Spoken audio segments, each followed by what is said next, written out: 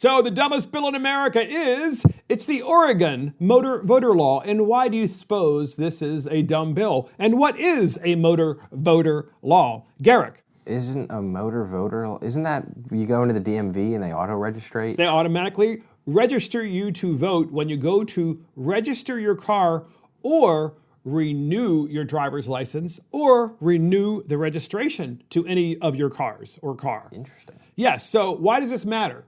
Why does this matter? Because there is confusion in the state of Oregon because the motor voter law, which was passed a number of years ago and has been implemented little by little, and now it's fully implemented here in 2020, supposedly automatically registers people to vote who visit the DMV, the Department of Motor Vehicles. Interesting. But by default, they are registered as a non-affiliated voter. So they're not registered as a party member. And they probably have a closed primary. So they have a closed primary. Yes. So what is a closed primary? It means that you have to be a registered member of either the Democrat or Republican Party in order to cast a ballot in their primary. Exactly. So you have to be registered in either party in order to vote in that party's primary. You can't be unaffiliated or non-affiliated. And so what they've done in Oregon is say that as long as you have a car, you are automatically registered to vote. And if you do not determine the party that you are wanting to affiliate with, they're going to put you as an unaffiliated voter. And so what has happened is when you go to have your license renewed or when you have your car registration renewed, you already had your license, you're just renewing it. You already had your registration, just renewing it.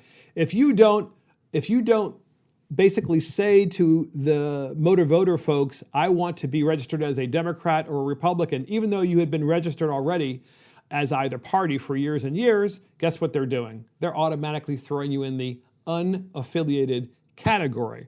And so there are all kinds of issues where hundreds and hundreds of Republican ballots have been issued as nonpartisan ballots, thus denying the GOP the ability to vote in a primary in several really hotly contested primaries in the state of Oregon. No kidding. All intentional.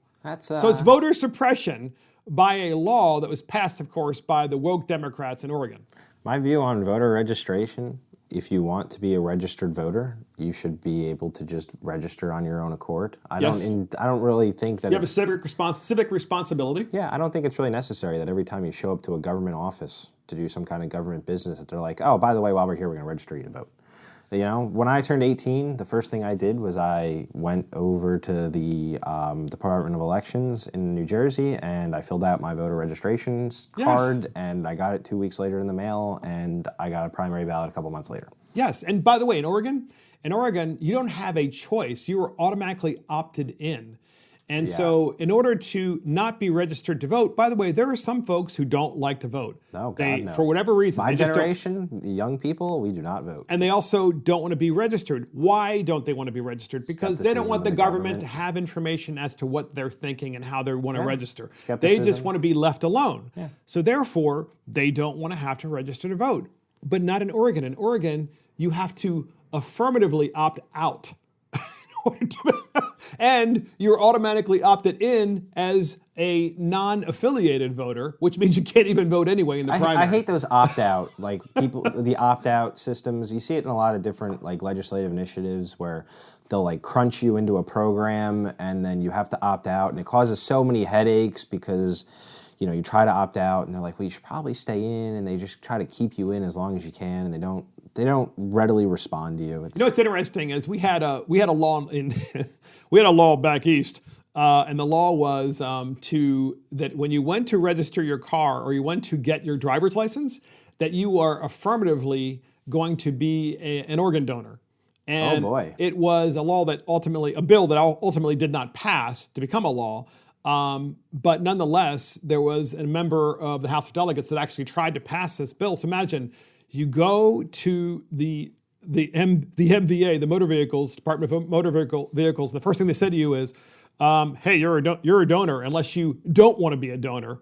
But if the person who's taking care of you at the desk doesn't tell you that, then the computer automatically says, you're a donor. So when you get into a car accident, good luck. All your organs are going to be harvested. You should always just be presented the choice. And if you don't do it, you don't do it. I hate when you're doing it, and if you don't want to, then we'll opt you out. Right. But we're doing it. Whatever happened to free choice? Yeah, like just free choice. Especially things like organ donations. Like there's a lot of religious implications there, and a lot of different, reasons people don't want to be an organ donor. And I personally, I am an organ donor. It doesn't bother me, but I had the choice. When I went to the DMV, there was a piece of paper, and it said, "Do you want to be an organ donor? If yes, check yes. If no, then no. And then it was below it says, if you leave the section blank, it'll be considered a no."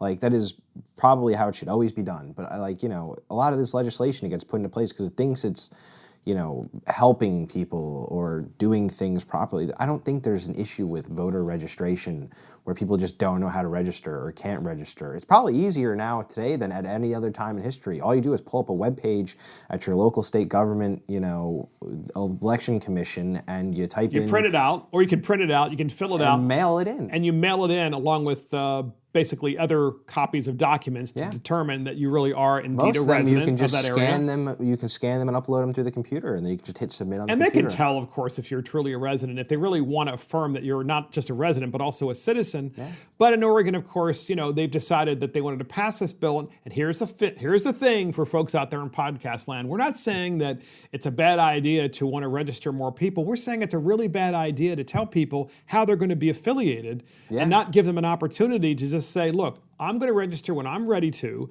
and when I decide to affiliate, I'm going to affiliate. I don't need you to do that for me without even asking me. Yeah, it wouldn't be hard to, while you're at the DMV, just have a form on the side and say, hey, do you want to register to vote today? Here's a form to do it. Exactly. There's definitely a better way, and each state gets to decide its own, but Oregon, of course, they've literally decided in a bill that they passed years ago that's now finally in full implementation, what they've decided now is the bill is going to enfranchise more people. Instead, it is actually disenfranchise people. There's also some nuisance implications to a bill like this. As somebody who's done campaigns for fun in the side, assisted with them, a lot of candidates go and they get the voter file for the state, and it has the list of everybody who's registered to vote. And do you know what that means? You get targeted ads, you get mailers, you get all these things that you didn't want to be a party to because you were thrown onto the voter rolls. That's exactly right. However you want it to be. And that's the final word for Mark and the Millennials. Thank you for joining Mark and the Millennials. And this is Mark Fisher. Thank you to our millennial, Garrick Ross, and of course, our producer, Adam Katora, and our assistant producer, Christopher Hopkins. Check us out on iTunes, Spotify, YouTube, Facebook, Twitter, and our website. See you next time.